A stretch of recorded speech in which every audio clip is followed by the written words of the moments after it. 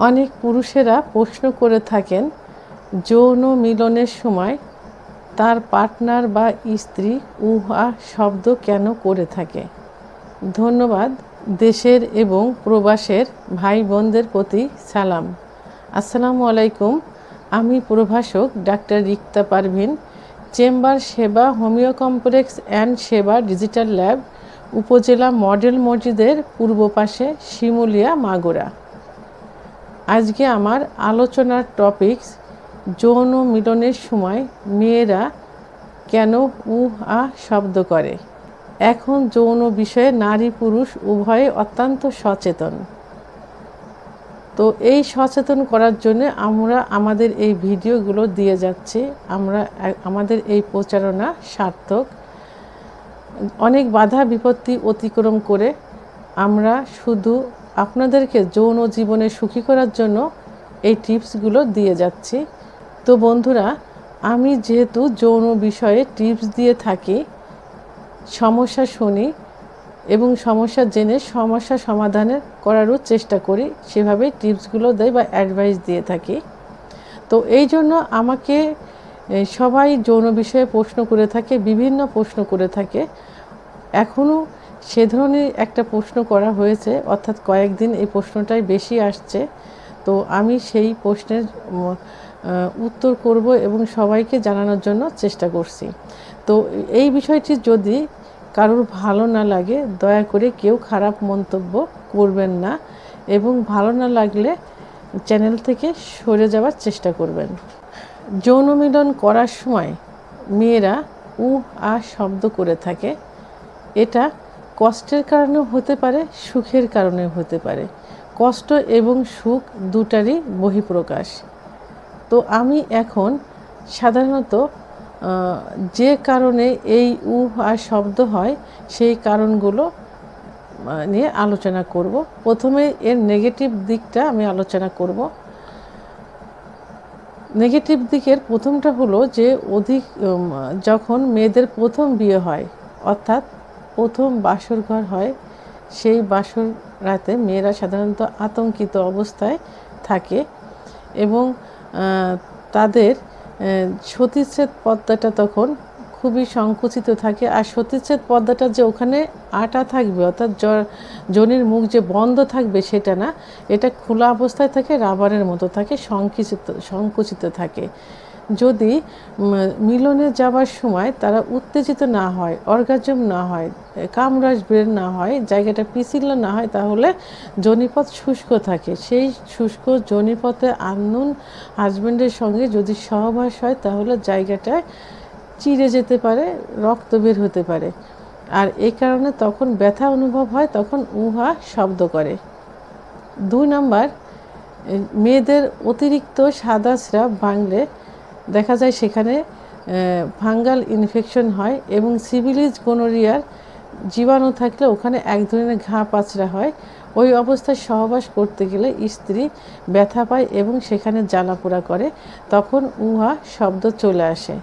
যেসব মহিলাদের সেক্স কম এবং সহবাসের পূর্বে যদি স্বামী তাকে পর্যাপ্ত পরিমাণ ফোরফিলে না করে তাহলে তার অর্গাজম হবে না, আর অর্গাজম না হলে কামরস বের হবে না, আর কামরস বের না হলে জায়গাটা পিছিল হবে না, তখন জায়গাটা শুষ্ক থাকে, সহবাস করতে গেলে অত্যন্ত ব্যথা অনুভব করে, তখন মহিলারা উহা শব্দ করে। 4 নাম্বার, জরায়ুর মুখে যদি সার্ভিসাইটিস হয়ে থাকে তাহলে সহবাসে অত্যন্ত ব্যথা অনুভব করে, তখনও তারা উহা শব্দ করে থাকে।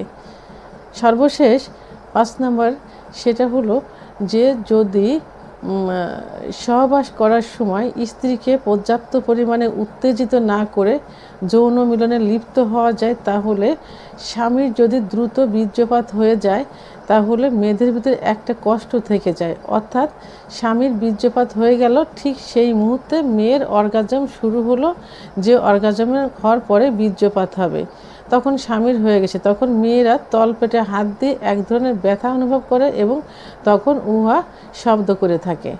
এখন পজিটিভ দিক নিয়ে কথা বলবো, অর্থাৎ উহা করার যে ভালো লাগার বিষয়টা সেটা নিয়ে কথা বলবো।